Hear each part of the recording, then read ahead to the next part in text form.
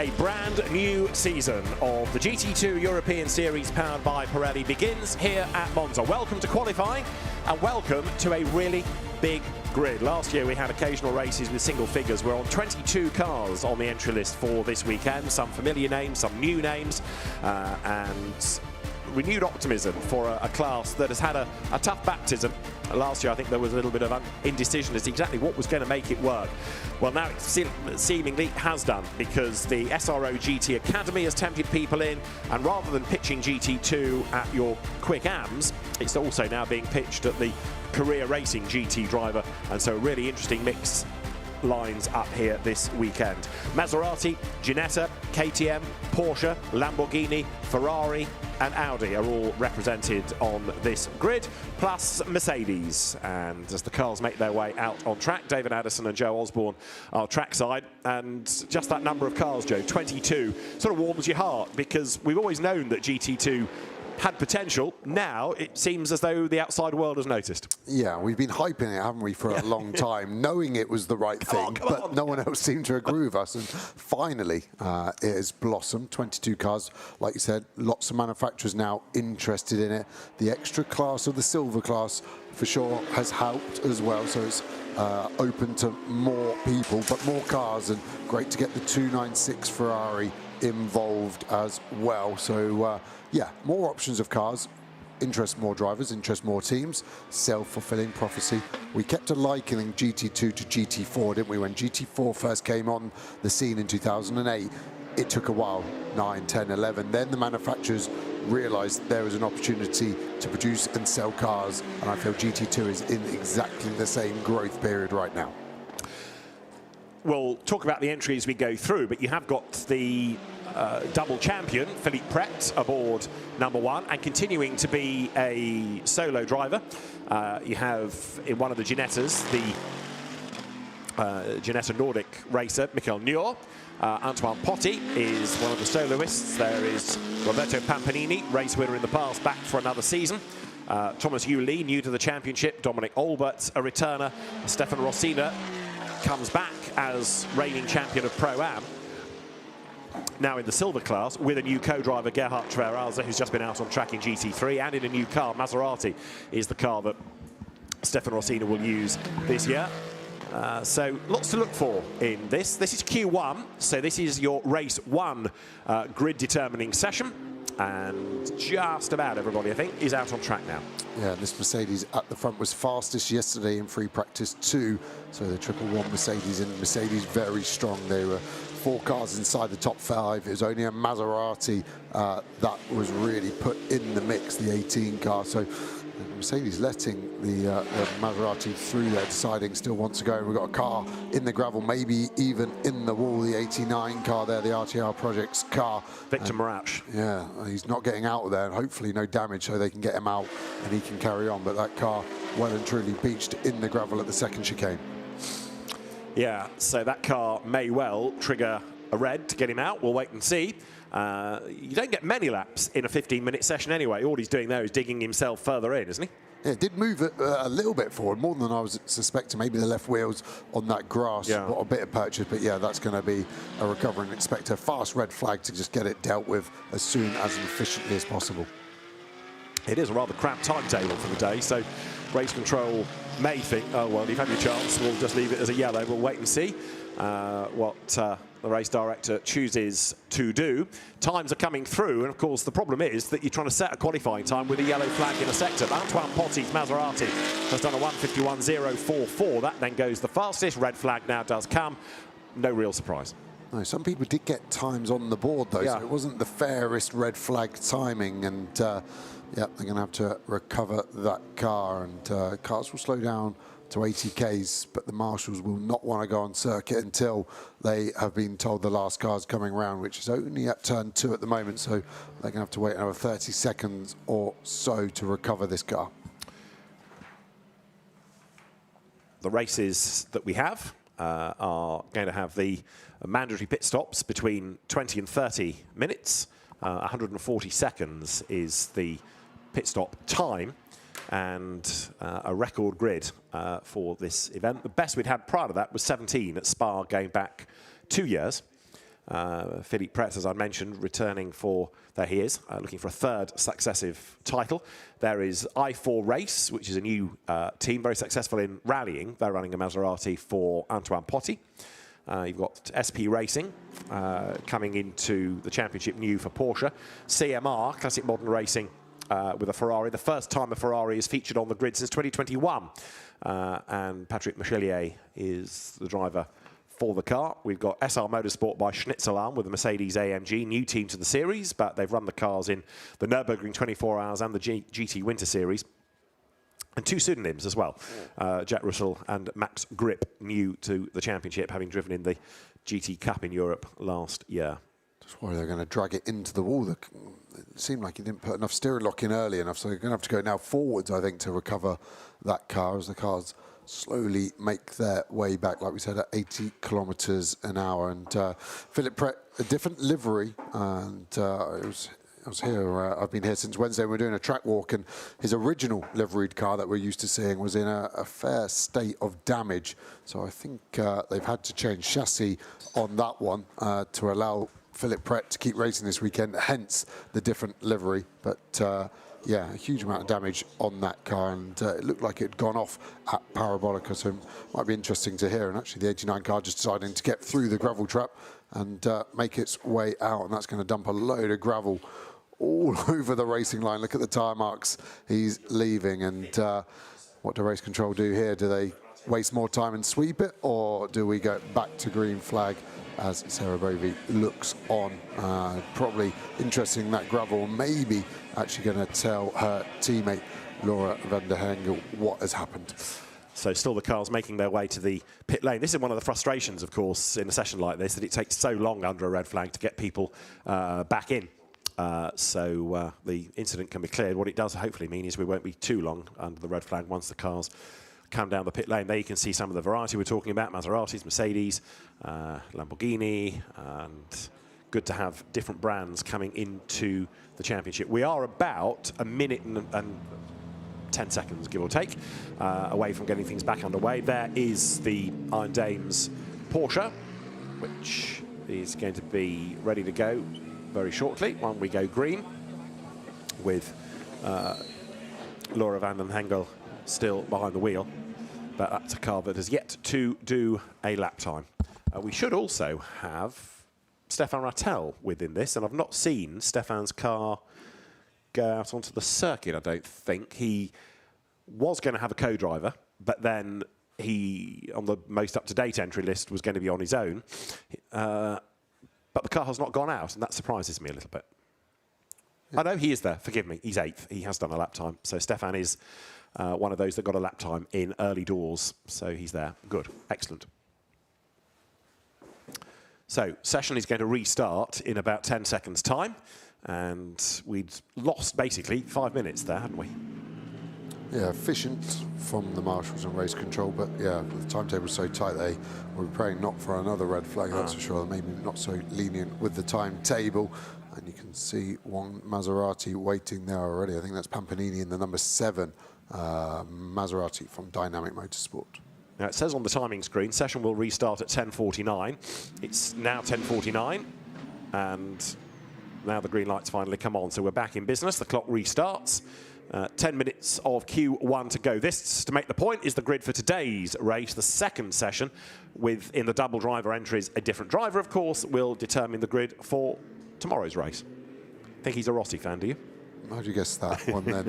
And yeah, interestingly, with that stoppage, it would have given the teams and drivers a chance just to adjust their tyre pressures. No tyre ovens in GT2, so the tyres start cold in inverted commas, because the ambient temperature is so high, is already at 26 degrees here at Monza. So could have just done a tyre pressure adjustment that they're not normally afforded.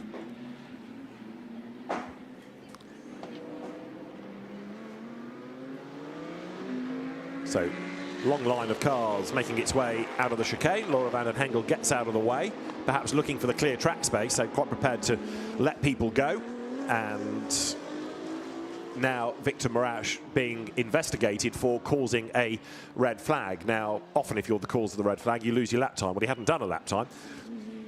So whether or not a further sanction can be applied, like you must start from the pit lane, not even at the back of the grid, we'll wait and see. Yeah, even though he's not done the lap time, I think the way the regulation can be interpreted that you will lose your next lap time. So his best one will still be deleted even though he's not done it before the red. Assuming he's allowed out. True. So, chicken and egg. Yes, that's what I'm saying. It might well be that because we've nothing to take away from you, rather than let you go with the pack, you'll start from the pit lane, which therefore means you've got a bit more of a handicap, if you like. However, we'll let the stewards ponder that as you look at the cars weaving around, coming to the Parabolica or inside the KTM, which never looks the easiest of cars to get in and out of for a pit stop, does it? No, I mean, the original one was designed without a roof, and you can kind of tell that because they were like, how do we close this thing? As we see Miraz here just getting the wheels torqued up. Mechanics giving it a pretty bad sign of hand across throat, but it looks like they're ready to go, but just torquing the wheels up. Yeah, hand across throat, never one of the best pubs named in the country. 7 is the Roberto Pampanini Maserati, which should be competitive, but we said that last year and it never quite gelled, did it?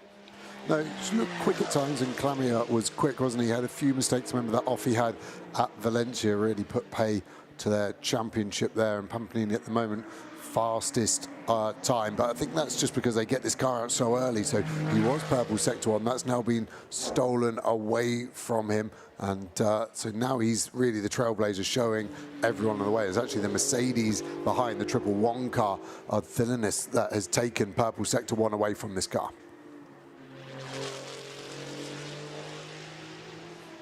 So at the moment, prior to the red flag, Antoine Potti did a 1 minute 51.044 to be the fastest. That's the sort of target, if you like. And already only 7 minutes of this session remain. Pampanini, though, has done a decent job here of getting that desirable clear track space, hasn't he? Yeah, huge amount of space. The next car in front of him is leaving the Parabolica, so with the 6.5 minutes or so remaining, he should actually have clear track for the rest of the session as long as no one makes a mistake in front of him, so he can keep his eyes forward and just concentrate on putting the laps in. It looks like Stefan Rosina on the timing screen there is going to be on for a very strong lap in the number 18 car. So up towards the timing line, Pampanini goes fastest. There is Marius Eigner going through. Stefan Rosina heading to the end of a lap also should be on for a strong lap time. As now David Thelonius goes quickest, Stefan Rosina goes even faster. 1:47.688 now being the gun time. Yeah, it's fast, but I think Pole should be in the 45s by the end of this session, so let's keep an eye on that. Maybe another couple of seconds of tyre and track evolution to come, and as the drivers get their eye and obviously can start to brake later, harder, and carry more speed as well. Some good lap times being put on the board. Rokash there in the Mercedes up to 4th as well. And Laura van den Hengel's Porsche coming towards us. Antoine Potti's Maserati, though, has gone back to the top of the times. Antoine Potti, we've seen go well in the past in GT4, now making that switch to GT2. And looking good as well for I4 race. He's another of the drivers, Antoine Potti, within the SRO GT Academy, which is looking after the next wave of talent, and the regional winners then all getting a Spa 24-hour drive for next year. It's quite a prize. Potti from Rosina. Dominic Olber now up to 3rd fastest. Yeah, De Martin we're watching here in the 115 car has put a lap on the board up to 13th. But we saw him very quick at times last year. Same teammate for him as well, Neil Moserat, the team owner of the team who run this NM racing team car. Mercedes very quick round here. You can see under braking how much it pitches and rolls, and that's what we were talking about, the differences between the SRO GT Academy cars. You've got 3 and 2 and 4, of course, and these GT2 cars so powerful, but that bit more road car orientated, and that's why they look softer than the GT3s. Got Brandon Oxley pressing on as well, somebody who has raced in single-seaters, initially in GB3 and Spanish Formula 4, but GT4 European Series most recently. Brandon Oxley's Mercedes then coming up towards the end of the lap, and he'll make his way up towards the timing line. So Brandon Oxley 17th in the times when he started. It ends up quickest, so a really good effort that, a 1:45.879, the first man into the 1:45s. Yeah, that was the number we were thinking would be good enough for pole, but where will it end up as we get cars streaming across? You see the Ginetta there, purple sector 2, it's going to cross the line, goes third in the background, the black and orange Ginetta there, Lawrence Tomlinson's company, Lawrence on the grid as well in the sister car with CMR. Great to see Lawrence back out there racing at a high level once more.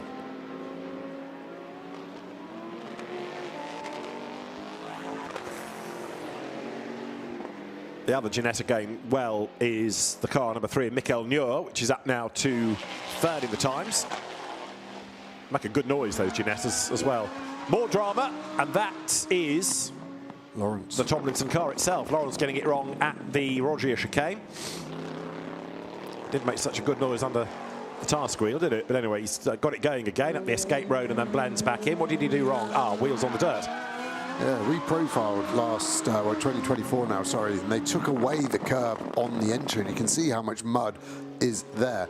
Easy to do. You're on the left-hand side of the car, position-wise, and you're looking left, and you just dip a wheel into the dirt there now that's been worked away, and just suddenly lose all grip. And Lawrence doing well not to find the barrier, restarting it and getting going. Hopefully hasn't flat spotted the tyres too much and can get on his way with 2.5 minutes remaining. It's evaporated fast this session.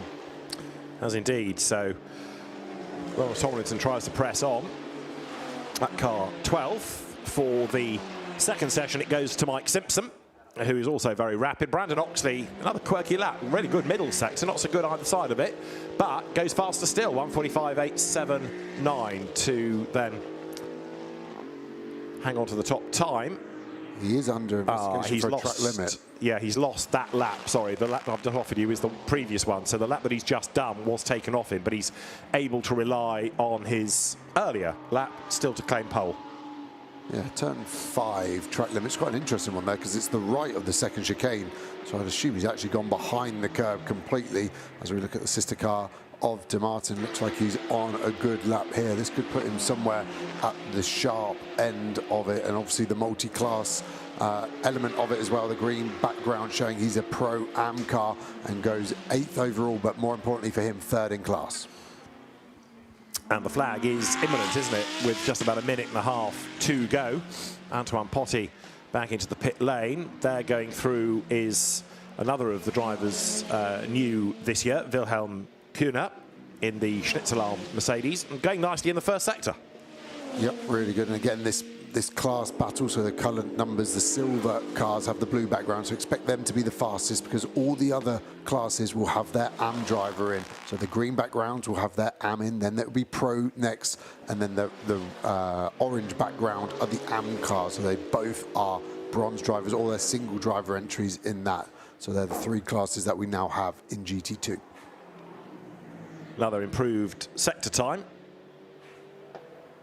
So Wilhelm Kühne now coming to the end of the lap, and an improvement beckons. The car 18th when he started this lap, comes up towards the timing line, goes through now 14th, so a bit of an improvement.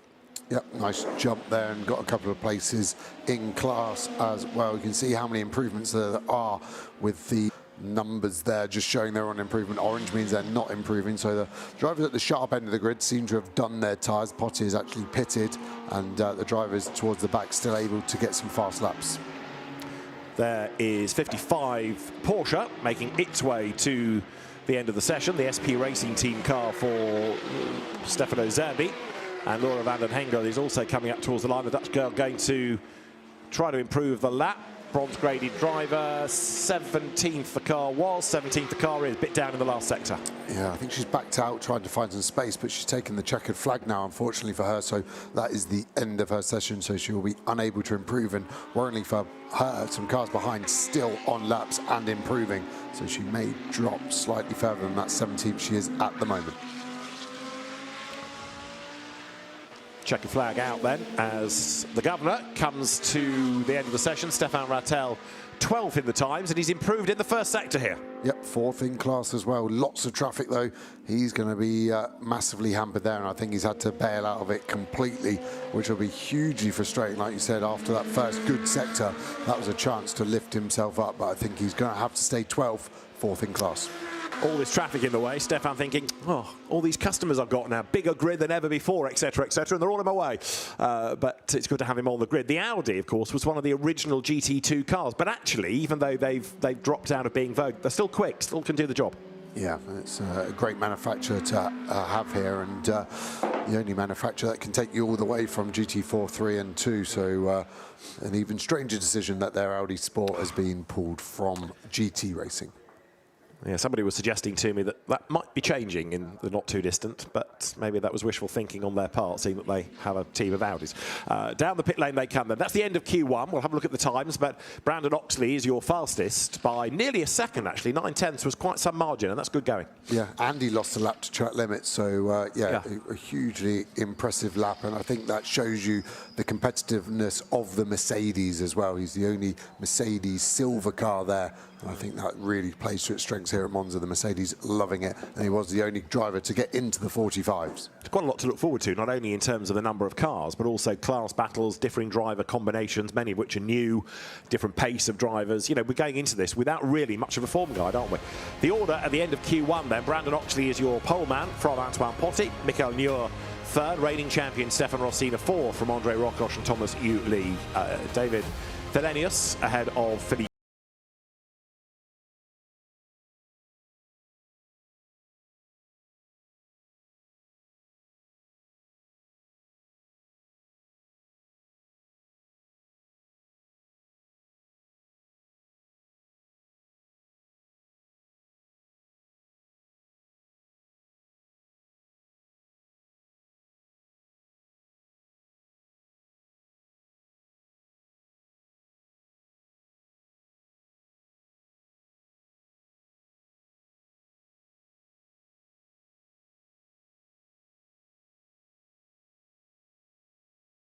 Second part of qualifying. It really is good. I know I keep going on about it, but after all these years of looking at small grids, it's great to have a proper sized field. And now, reset, different drivers aboard the cars, it's another step into the unknown. In the case of Antoine Potti, I guess there's a known quantity because he can do those lap times in every session, but his pit stops are going to be that bit longer as a soloist. Why don't we go to the pit lane? Brandon Oxley is fastest. Let's hear from him. Brandon, when you got out of the car, you didn't look thoroughly enthralled or happy with your performance. What was going on? Just got blocked on my laps, so it just couldn't find our position on the track very well. So we had a lot of performance. We left away with the impeding and so forth. But hey, at least we finished on pole and we got the job done, but we needed to do at least the bare minimum. All you can do is get yourself on pole position. You've done that big tick and now you can move on, but well done. Sure, thank you very much. All right. So Brandon Oxley, I think he's happy with pole position. Launched the car over the curb through the chicane. That shows you some of the abuse that a car gets. The super slow-mo really does reinforce that, doesn't it? Yeah, the energy huge in these softer GT2 cars. And yeah, his sort of emotion was happy, angry in that sort of fashion. We saw him get slightly hampered, didn't we, into the Parabolica by Potti, actually. But Potti did everything he could to get out of the way. But yeah, clearly on pole, 0.8 a second. He will be happy with that on reflection later, I feel. Good going. Right, so teams reset. Get ready for the second part of qualifying. And as we've been touching on, there are 2 or 3 cars with just a single driver. Philippe Pret has no co-driver, nor does Antoine Potti, nor does Oliver Freimuth, nor does Patrick Michelier, and nor now does Stefan Rattel. In this, you're going to have in Ginessa number 3, Ethan Gialdini, who was very good in GT4 last year. Mauro Calamia takes over from Roberto Pampanini, and he has proved to be the quicker of the 2 in that car. Nicolo Piri, Lucas San will be replacing Thomas Lee under Erdem, the Turkish driver in for Dominic Albert. Gerhard Tveraza, former German and Austrian Formula 3 championship racer and a Lamborghini specialist, now in the Maserati that he shares with Stefan Rossina. There is Vincent Ionia, Eugenia Pisani, Lamborghini and Porsche respectively. Mike Simpson could be a threat for pole position in the Ginetta, as could Sarah Bovy now in the Iron Dames by SP Racing Porsche. David Kajaya we saw in Motorsport Games, didn't we, in the Ferrari element going back a couple of years. He's in one of the KTMs. There's Moritz Wiskirchen, who's very experienced. J. Mo Hertling from German GT4. Neil Montserrat must be another candidate. And another previous champion is on this grid now. Reinhard Koffler takes over from Marius Eigner. And Koffler in the KTM, who he always flew. Yeah, very quick. And yeah, I fancy Mercedes for pole. Which one would it be? Will be the question. This one has got a very good chance with Hartling aboard it for sure. And just trying to find the space to be another set of tyres, so they have to go through the same procedure as their teammates in Q1, just to bring them up to temperature. And it's hard here with it being such a hot day. You're nearly ready to go on the end of your out lap, but if you push too early and the tyre's not there, you hurt it long term. So a lot of cars, I think, do a prep lap after this. So their first flyer still 3 to 4 seconds off as they allow the temperature and pressure to build in these Pirelli tyres. Stefan Rattel's Audi there, coming up through the first of the Lesmo bends. Behind is number 18, Maserati. That is another of the LP racing cars. Gerhard Tverhauser at the wheel of it. Had to be excused from the driver's briefing yesterday for GT3 because he was on track in GT2. I think I'm right in saying he's the only driver doing double duty this way. We've got one or two doing GT3 and GT4, but he's the only one doing GT3 and GT2. If you've been watching earlier on in the day, the GT3 free practice session, compare and contrast just how standard a GT2 Mercedes looks in contrast from a GT3. It looks higher, less aero. These are quite a handful, these cars. Yeah, more power, less grip. It's a great recipe, and that's what we saw. So much drama, some communication here in the KTM, and some kind of issue potentially there. Driver not looking happy with what's underneath him, and yeah, sure enough, it looks like they're starting a prep lap rather than a push lap, both here at the Mercedes and the Maserati.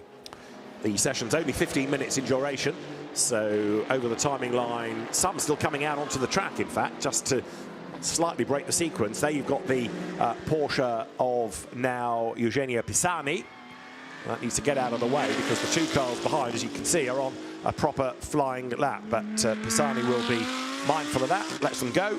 And the Italian GT3 Cup trophy driver, TCR driver, concentrates now on his session rather than having to worry about his mirrors.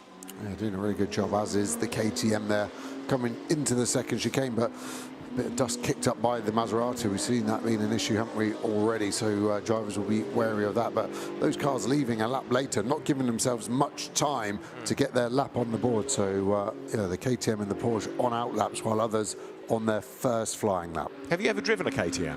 I have not. Okay. I would love to know what they're like, partly in terms of visibility with that quirky cockpit and roof, but they've done the job in GT2, haven't they? I mean, for a lightweight car with a small turbo engine, they've always been really rapid propositions. Maybe this year the emphasis is going to switch to, dare one call them, more mainstream GT brands. Treble one, the Schnitzelalm Mercedes J. Mo Hertling is going to be at the wheel. Hertling out of the pit lane, but potentially the driver from NLS as well as GT4 Germany. Drove in the Nürburgring 24 hours this year, did J. Mo. And 11 minutes on the clock.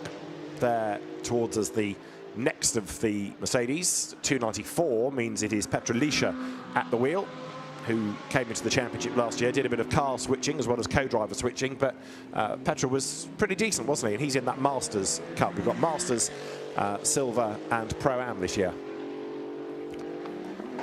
Right, Moritz Wiskirchen, perhaps not surprisingly, because he's another experienced driver, has put his Mercedes quickest, 1:47.9. Race control hoping to get through this without red flags this time, as they're the RTR projects Mercedes goes by. Car squirreling under braking there for Petrolisa, which, yeah, I agree with your analysis of Petri's. One of the shiniest bronzes, isn't he? Yeah, his pace was really strong at times and quite a punchy racer as well. He likes to get his elbows out fairly, but on the edge of fairness at times. And he's good in the first sector. We've got one car which is David Karayev being looked at for speeding in the pit lane. Which tends to be a slam dunk, really. You don't need to be investigated as in did you do it. It's more by how much. Slightly ironic given his career, right, in terms of speeding, getting caught speeding. Sure. So the policeman would have thought he would know what not to do. Well, you probably heard every excuse. Now he can trot them back to the stewards. Pirelli comes down towards the Ascari chicane. So Moritz Wieskirchen is currently your fastest by over a second and a half, in fact, 1.6 seconds the margin. So it's quite something that he's managed to build already. Moritz Wieskirchen taking over from Wilhelm Kuhne. Moritz is somebody else that's done a lot of GT4 as well as GT3 racing. And one of the interests there is that he's quickest, or he was, now Antoine Potti has gone fastest, but his co-driver, Wilhelm Kuhne, was quite a long way down in the teens. So there's a car of differing pace. Gerhard Tveraza goes through, and he's now up to second. Why has Antoine Potti dropped back to third? It's because Wieskirchen has gone faster, and Tveraza goes second. So Moritz Wieskirchen, 1:46.497, going faster still. Yeah. Nice thing is, we're not, sorry to interrupt you, we're not getting any track limit warnings yet. Yes, yet, and there's a big cluster of cars here. Pirelli was pushing, then backed off in the mid part. Then Stefan Rattel with the Porsche of Pisani just behind him. Here we see the Ginetta starting to build up the pace of Najor, the 3 car. Had a good first session, now in the hands of Gilardini. Purple sector 2 is going to cross the line. We know it's got to be in the 45s to really have a chance of pole position. Cross the line, 46.8 goes up to third. I don't think that's going to be enough to stay in the top 3 with the remaining 8 minutes 10 seconds. Let's see, Antoine Potti is the threat. Pretty much everybody bringing down the times now. Number 3 Ginetta there is Gialdini. We've got him across the line. He's adapting from a GT4 version to a GT2. That is the curb-hopping Antoine Potti coming out of the Ascari chicane. The one that's not yet really made a sit up and take notice, Neil Montserrat, 15th.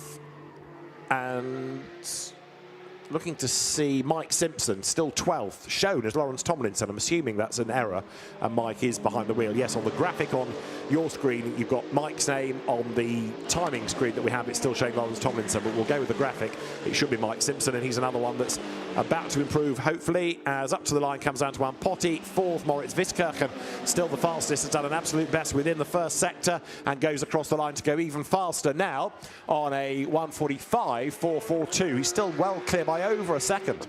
Yeah, and that's faster than the Q1 time of Oxley as well. So that's the fastest GT2 time we've seen around here today. So mega job there from the 110 Mercedes.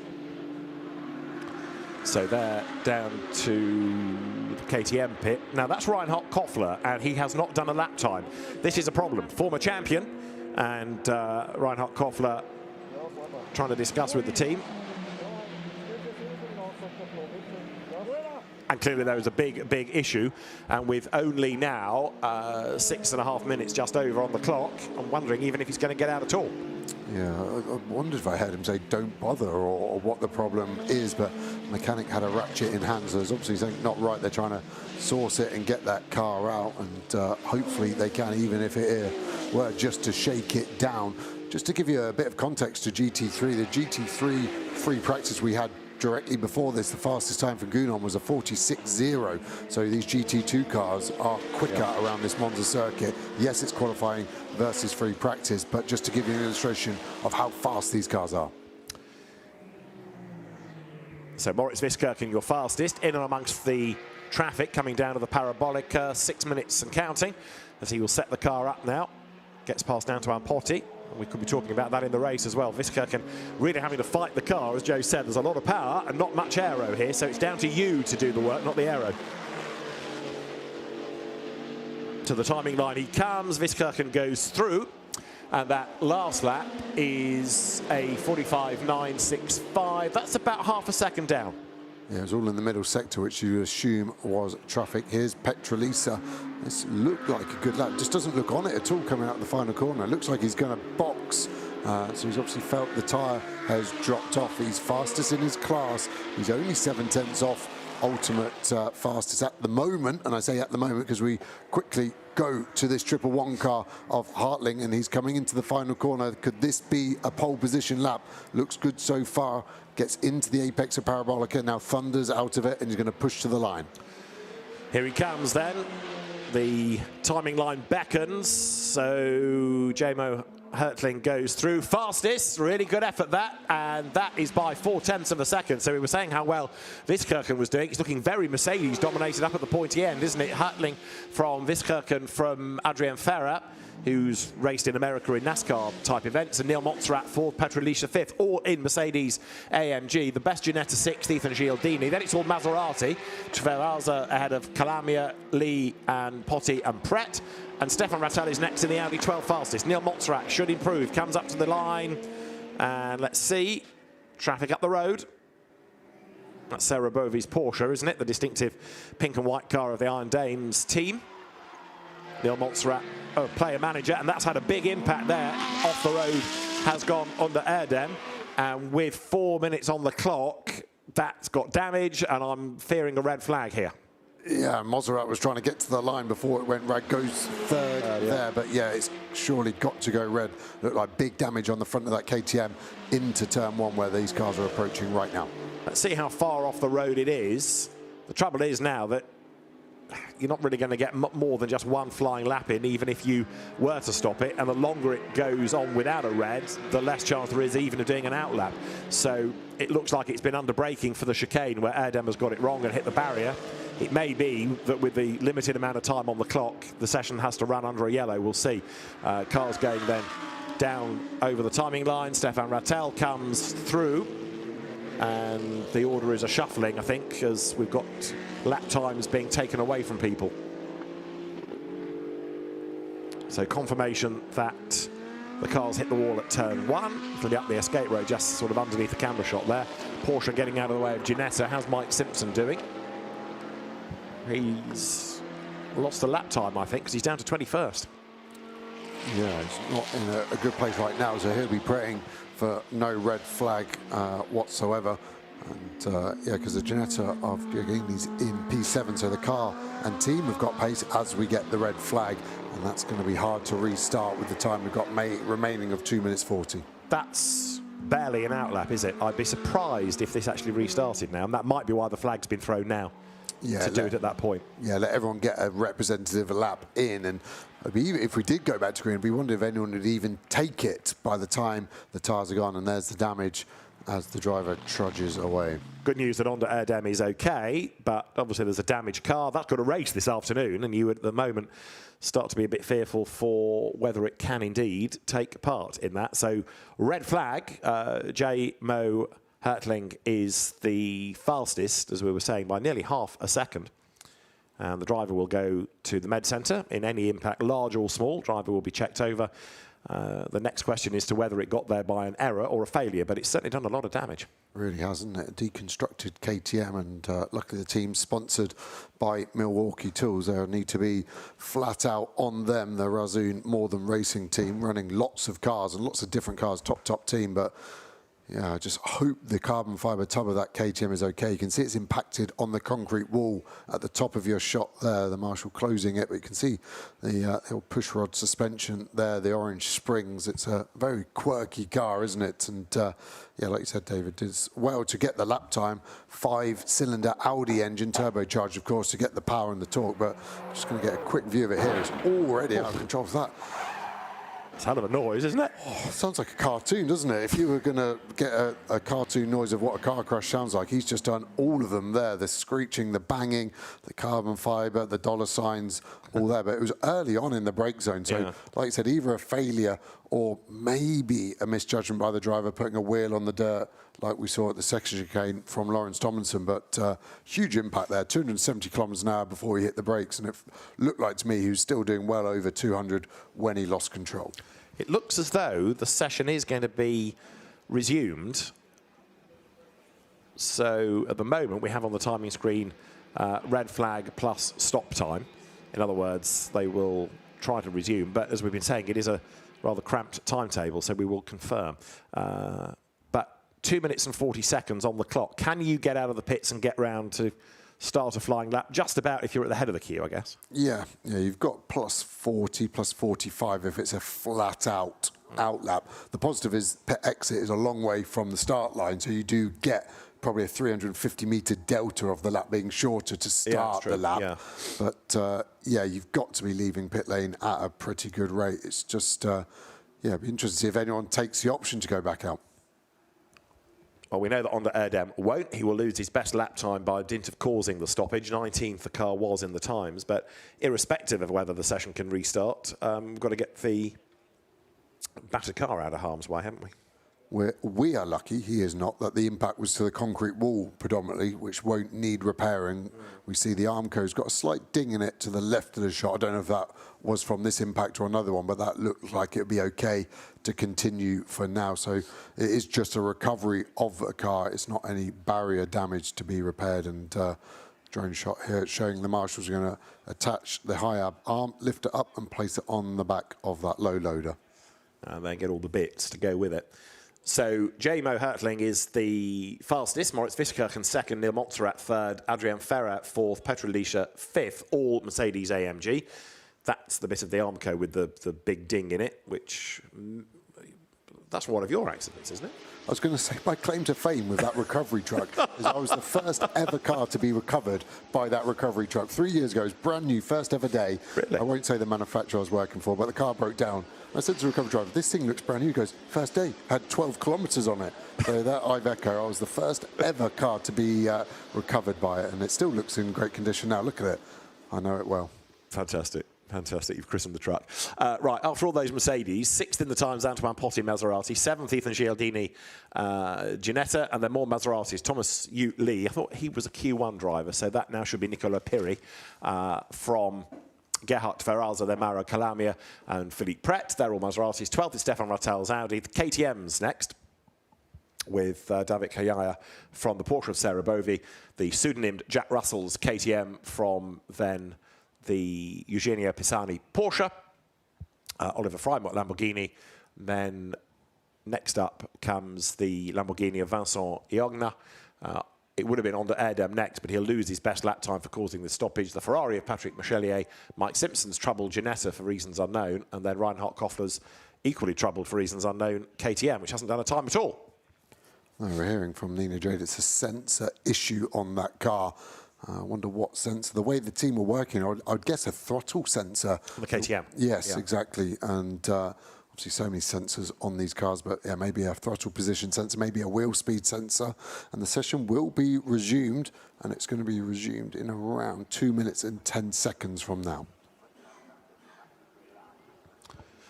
So we'll try and get things back underway as soon as. Session 2 minutes away from restarting, but it'll be an out lap and a flying lap, and that'll be about it, I think. Yeah, exactly. And the tyres have done a heat cycle now.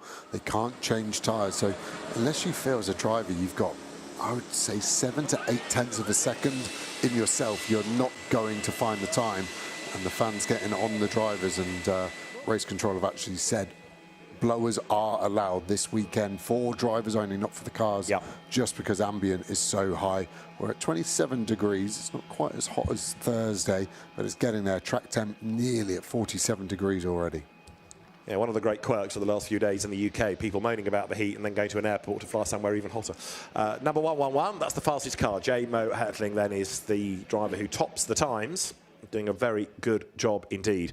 And we get closer to the resumption of the session. So that's a KTM that may not make it to the grid this afternoon. Should be good for tomorrow, but the race today is not that far off, actually, is it? GT2 race at 1:10 So they've got to get the car back even before they can assess the damage and then even think about rebuilding. Yeah, it's that carbon tub like the McLaren. They're so strong, but if they get tweaked the wrong way and there's a crack or the suspension pickup point gets damaged, that's where it's day done. And I don't know the spare situation for KTM, but obviously the group of KTM are in some pretty turbulent times, as that makes me feel a bit sick actually when we watch that pivot round, and that's going to dive to the barrier, I guess, on the right side and just drive back to pit lane. So yeah, we're going to be going green on time in around 30 seconds. And it does look as though there are enough takers, doesn't it? So people are concerned about having one last shot at this. Not everybody wants to join the queue, but they are going to be given 2 minutes and 40 seconds then, and the pit lane will be open very shortly. I guess the car that benefits the most is the 119 with the sensor issue. That's given them another 7 or 8 minutes, hasn't it, to try and rectify the problem and get a lap on the board. And they will have brand new tyres because they haven't done a lap, but they need to get some heat in them. That will be the problem. Yeah, they've had notionally 3 laps, but none over the timing line. They've all been in and out of the pit. Koffler can deliver, so as long as the car plays ball. Right, fast lane has opened, the pit lane has now opened, and the session for the final 2.5 minutes back underway. Joe was talking in terms of the GT3 session about how your outlap is where you really have to get out your elbows and get clear track space, particularly now because you've got to get round in a hurry. This could be a proper push lap, never mind bringing things up to temperature. You've got to get round quick in order to start a flying lap before the clock's against you. Yeah, exactly that. You may even see some blocking going into the Parabolica as cars jostle for their position, trying to keep the gap in front as big as possible. It was a good overtake there from the Ginetta of Najor, and it's not often we say that in qualifying, but the overtake is important to get that clear space. So they're going by the Mercedes fleet. Philippe Pret's Maserati. Philippe is 11th at the moment, and second in his class behind Petrolica. It doesn't affect things for the first race, but it will for the race that we're qualifying for now, compensation time. So if you're in the top 3 in your class, then you get extra time to be served in the pit stops. You can't do it for race 1 because there's no result to base it on. But race 2 will start to have that factored in. And then, again, that's a different story altogether. Yeah, it gives us such a good ebb and flow of different winners, different podium positions as well, and keeps everyone on their toes. And it's a good tool to have in a championship like GT2. So the Ginetta down to the Parabolica, and most are going to squeeze through. There's something like 50 seconds on the clock, coming up towards the line. So through goes Mike Simpson. They're going to have one push. If they get a lap, it'll be just one. I think everybody's going to get through. There is one straggler, which looks like it might be Neil Montserrat. He might be the one who misses out there. And Philippe Pret, having gone out, lets the traffic go. Well, that's just wasted the one lap available to him. Yeah, I'm not sure about that move because he backed out before he'd even broke for turn 1, so it wasn't like he'd had a bad corner and decided against it, but headed out anyway, just to have a beautiful look at the Monza circuit, I assume. So Mike Simpson then, heading up towards the end of the first sector. Philippe Pret's got a problem, clearly, because he's parked it. So that's a yellow at the first sector. Marshall's getting ready to retrieve that car. The checkered flag is out now, so some of them have decided that they are going to have a go for a time. Mike Simpson was down, in fact, in the first sector, so having focused on him briefly, it isn't happening for him as the rest of the cars pound on. No one is on a green sector 1 so far, which is what I kind of said right there. It's going to be hard to improve, and nice of race control to give drivers more laps, of course, but potentially no change of position going on. Ginetta there on the limit as it goes through the Ascari chicane. That is J. Mo Hertling, who has decided really that he doesn't have to push. Time's sort of up, and that'll do. So J. Mo Hertling comes offline down towards the Parabolica. It'll be interesting to see actually how many bother to take the flag on the track, because if they're not improving on the Delta, why carry on? Yeah, exactly. Save the fuel, save the tyres. Piri is the only one with a single green sector, and that's in sector 2. And he's just finished his lap now. And did he improve? I don't think he did. He stayed 8th anyway. There are people taking the flag, as you see. So over the timing line, the last handful will go, including J. Mo Hertling. In the background, into the pit lane goes the Eugenio Pisani Porsche. Sarah Bovi carries on to take the flag on the track.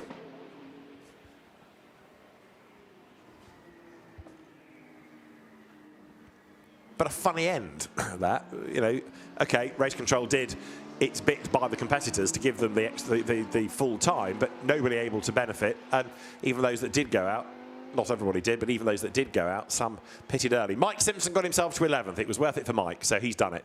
Up to 11th in the times. He was a bit down in the first sector, but he improved in 2 and 3.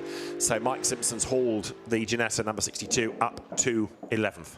Yeah, much more representative of that pace, but interesting he didn't get the lap on the board when the tyre was at its best. Would be interesting to hear from Mike on why. But yeah, it was a bit of almost like FOMO, wasn't it? It was like people were fearing of missing out, of not going out, and they're like, well, we might as well. But yeah, just the one improvement for Mike Simpson, which you would have expected considering where he was before the red.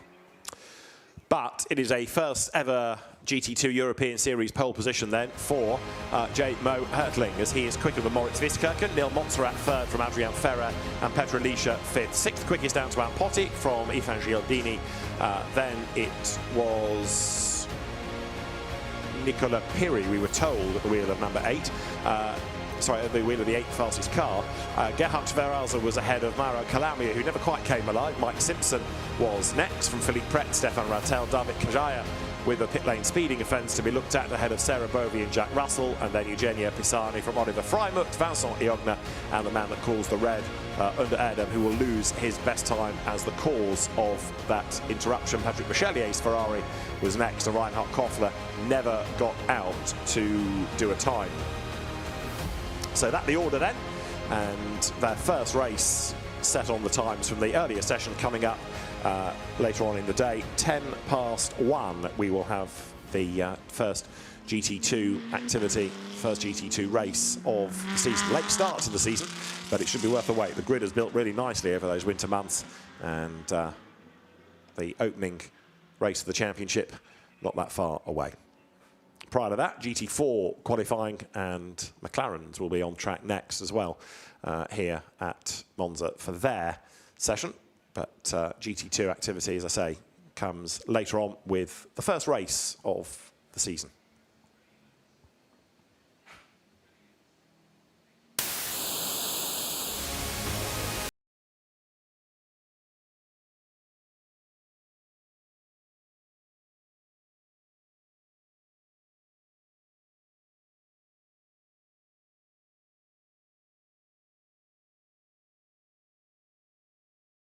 They had only 10 minutes in which to do the time, courtesy of Victor Marash's dramas into the gravel.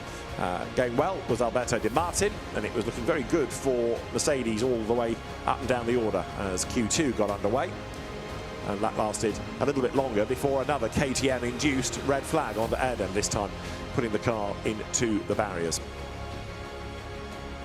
The fastest in the second element of qualifying, though, was initially Moritz Wiskirchen in 1:10, and then his teammate at Schlitzolar, J-Mo Hertling, went faster on the Erdem into the barrier, and we look forward then to the opening race of the season at round about 1:10.